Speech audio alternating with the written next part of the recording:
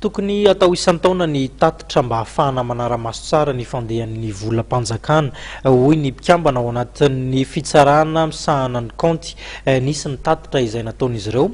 teny amin'ny lapam-panjakana ny Avoloa Omaly no nanaovana ity tatitra ity. Horahantsika ny angom-baovao. Ary zay moa raha manao fanamarina tsy dia hoe lafo ratsy ihany tenenina fa mba tenenina koa lafo ny tsara dia matsapa zany ny Cour des comptes fa efa ny tsara ny fanolorana compte anatrehan zany Cour des comptes zany hoe ny tsara amin'isany dia ny tsara koa eo amin'ny kalitao efa tsy dia hita tsony zany le fahadisoa ny isan-karazany izay hoe tsy afahana ny tsara an'ilay compte. Io moa ezaka efa natao hatramin'ny ela niaraka tamin'ny ministère finance niaraka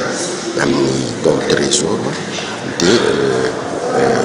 ngambany atao hoe note vendiny ihany raha natsakaina amin'izay fa mba nisy izay fitsaran'izay fa kosa mbola misy ezaka tokony atao indrindrindrindra amin'ny établissement public izay mbola ilaina zany fanatsarana izay fanolorana zay ngamba raha amin'ny ankapobeny napitako moa zay amin'ny tatitra ny hoe manahoana ny situation ny sehatra isan'ny juridiction financière dia